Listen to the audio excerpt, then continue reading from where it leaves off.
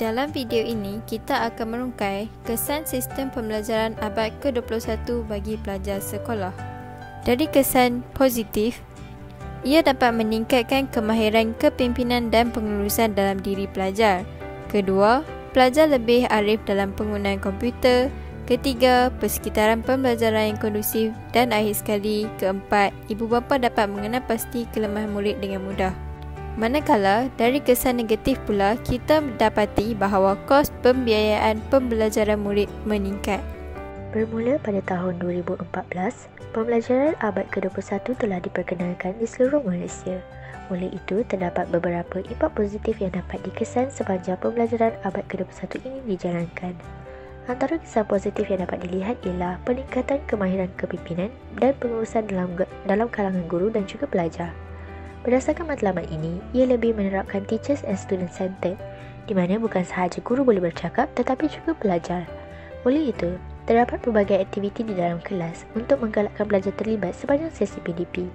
Pelibatan pelajar dalam pelbagai aktiviti kelas akan menyebabkan adanya sifat kepimpinan yang dipegang semasa aktiviti berkumpulan. Bagi pengurusan pula, ia boleh dikaitkan dengan pengurusan masa dan pengurusan bilik darjah.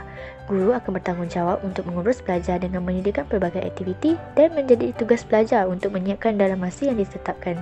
Oleh itu, pelajar akan lebih bertanggungjawab dalam pengurusan masa. Seterusnya, penggunaan ICT dalam proses pengajaran dan pembelajaran amat penting kerana ia dapat meningkatkan kemahiran guru dan pelajar. Melalui penggunaan ICT dalam proses pengajaran dan pembelajaran, pelajar akan didedahkan dengan pelbagai alatan dan bahan mengenai ICT seperti komputer, LCD, CD, pendrive, hardware, software, internet dan sebagainya. Semua benda yang berkenaan dengan ICT mempunyai berbagai fungsi dan kegunaan yang tersendiri dalam menjalani proses pengajaran dan pembelajaran di sekolah.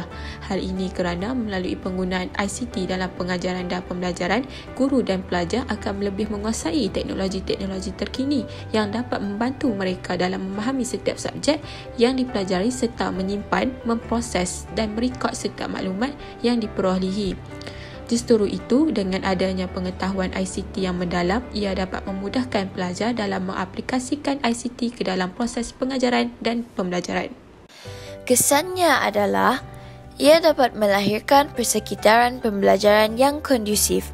Hal ini demikian kerana apabila kita menggunakan sistem pembelajaran abad ke-21, para pelajar akan dapat belajar dengan lebih kondusif kerana persekitarannya yang mesra.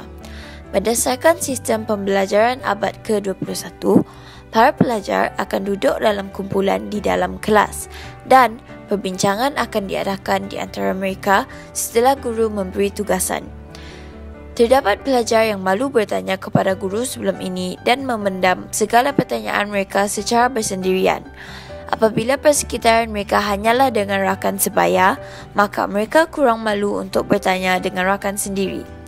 Perbincangan antara mereka akan berlaku dan ia menjadikan lebih mudah untuk mereka memahami antara satu sama lain serta mewujudkan persekitaran yang kondusif.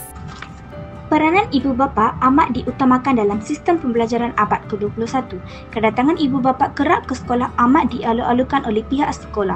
Ibu bapa juga harus melibatkan diri dalam aktiviti-aktiviti yang dianjurkan oleh pihak sekolah. Hal ini memudahkan interaksi antara guru dan ibu bapa. Dengan ini, guru dapat menerangkan perkembangan setiap individu secara terperinci bersama ibu bapa. Hal ini mendorong ibu bapa untuk mengenal pasti perkembangan anak-anak dari segi akademik dan sosio-emosi dari semasa ke semasa. Perkara sebagi ini memudahkan para ibu bapa mengesat dan menangani masalah yang dihadapi dengan cepat dan tangkas. Ibu bapa juga dapat memberi sokongan moral, spiritual, fizikal dan juga menyediakan kemudahan infrastruktur kepada anak-anak mereka. Anak-anak juga akan berasa gembira apabila ibu bapa memberi lebih banyak tumpuan terhadap diri mereka. Oleh itu, jelaslah bahawa pembelajaran abad ke-21 membantu ibu bapa untuk mengenal pasti kelemahan anak-anak dalam pelajaran serta mengambil langkah yang sepatutnya untuk meningkatkan pencapaian akademik anak-anak. Pada pendapat saya, sistem pembelajaran abad ke-21 mempunyai kesan negatif. Hal ini kerana kos pembiayaan pembelajaran murid akan meningkat. Pelajar akan terpaksa untuk membeli bahan teknologi baru untuk kegunaan sekolah seperti laptop, dan telefon pintar. Dengan ini, pelajar juga akan terpaksa untuk memasang internet dalam rumah bagi untuk mengakses portal sekolah untuk mendownload bahan kerja mereka.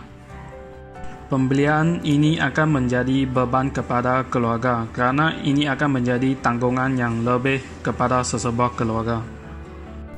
Pelaksanaan sistem pembelajaran abad ke-21 memberi banyak impak terhadap proses pembelajaran para pelajar. Bukan sahaja impak positif yang kita dapat lihat, malah impak negatif juga kita dapat kena pasti.